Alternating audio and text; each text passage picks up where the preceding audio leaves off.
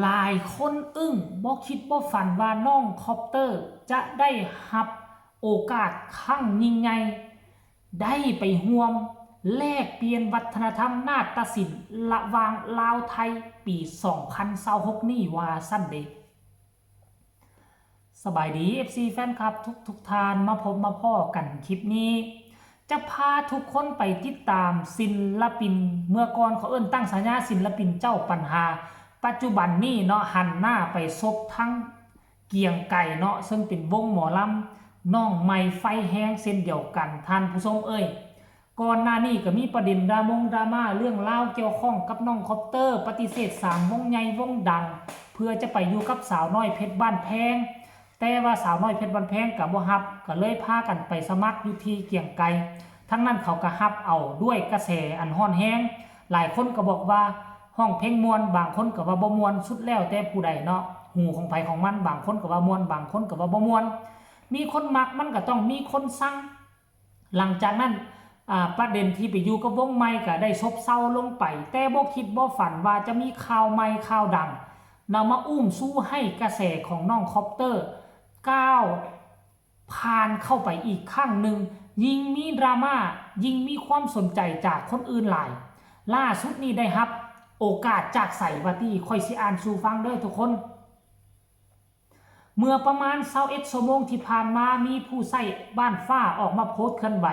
พร้อมใบเนาะว่าด่วนที่สุดว่าซั่นเด้นับเป็นอีกหนึ่งประสบการณ์ที่ทางมหาวิทยาลัยขอนแก่น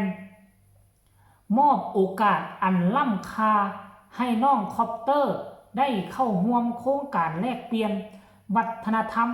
การแสดงหมอลำนาฏศิลป์ไทยลาวว่าซั่นเด้โอกาสอันทรง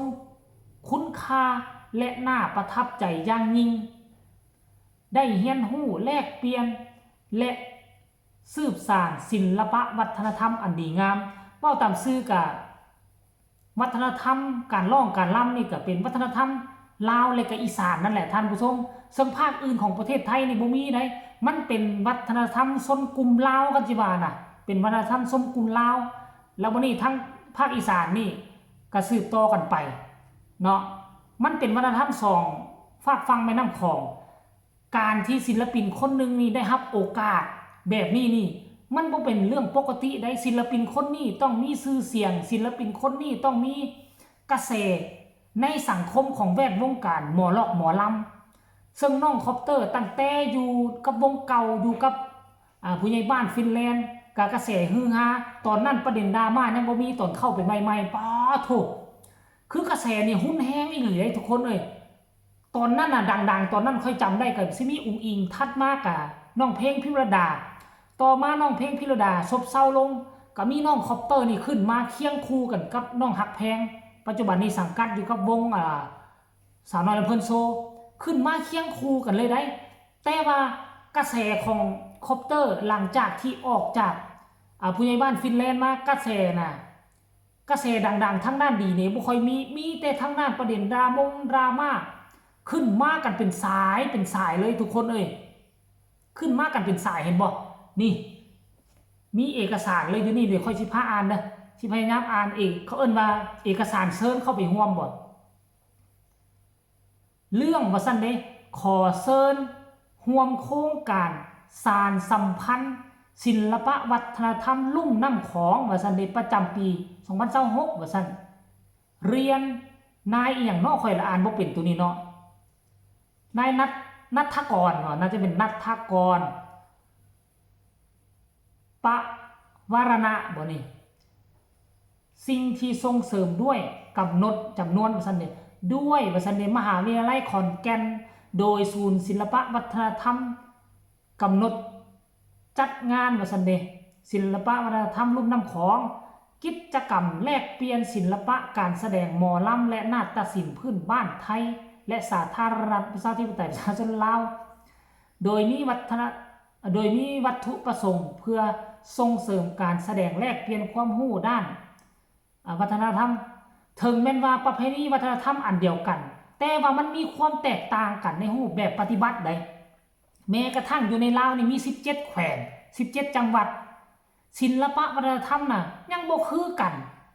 ขนาดอยู่ทั้งภาคใต้น่ะคาเวียงจันทน์ลงไปหาภาคใต้นี่เป็นศิลปะวัฒนธรรมเรื่องการหมอลำแต่ภาคเหนือขึ้นไปน่ะคาหลวงพระบางขึ้นไปบ่มีหมอลำได้มีแต่คับกับลำนี่มันต่างกันได้ทุกคนแต่ว่าหมอลำอยู่ทั้งภาคกลางหาภาคใต้น่ะเอิ้นว่าหมอลำคือกันแต่ละจังหวะแต่ละแขวงก็บ่คือกันเด้การฟ้อนการลำบ่คือกันเอิ้นว่าหมอลำคือกันแต่รูปแบบบ่คือกันก็สิคือกันกับวงหมอลำแต่ละวงของประเทศไทยแหละบ่คือกันเด้ลำเพลินลำเดินมันมีลำหลายลำเด้ลำก่อนลำยาวลำอีหยังต่างๆมันบ่คือกันเด้มันบ่คือกันแต่ละลำนี่บ่คือกันเพราะฉะนั้นการสร้างโครงการแบบนี้ขึ้นมาน่ะมันเป็นการแลกเปลี่ยนกันคันว่าคันทางฝั่งลาวไปก็จะเป็นไปการศึกษาแลกเปลี่ยนเอาประเพณีการลำทางฝั่งนั้นมาทางฝั่งนั้นฝั่งไทยก็สิมาศึกษาเอาการลอกการลำอยู่ทางฝั่งนี้เก็ดเล็กเก็ดน้อยเอามาผสมประสานบวกกันให้กลายเป็นหมอลำอินเตอร์ไปให้กับฝรั่งมังค่าได้รับได้ฮู้มันก็เป็นการดีเนาะเป็นการดีอีกอย่างนึงเดี๋ยวสิมีทางฝั่งลาวที่ส่ง หมอลำทางใดเนาะไปเนาะศิลปินคนใดจะไปเพราะทางฝั่งลาวนี่บ่ค่อยมีหมอลำที่มีชื่อเสียงโด่งดังปานใดเนาะเดี๋ยวมาเบิ่งว่าสิมีหมอลำทางฝั่งลาวคนใดสิได้ไปแลกเปลี่ยนบทเรียนสิได้ไปแลกเปลี่ยนวัฒนธรรมการฮ้องการรำและนาฏศิลป์กับน้องคอปเตอร์เฮาก็รอท่าเบิ่งว่ามื้อใดเขาเจ้าสิจัดนี่มันรูปน้องคอปเตอร์ไปรับไปบังไว้ค่อยก็เลยบ่เห็นนะเบิ่งก่อนวันที่เท่าไหร่ท่านผู้ชมเอ้ย โอ้บ่เห็นวันที่เนาะมันน่าจะเป็นวันที่เท่าไหร่บ่เป็นวันที่มื้อนี้วันที่เท่าไหร่วันที่8สิงหาคมบ่ทุกคน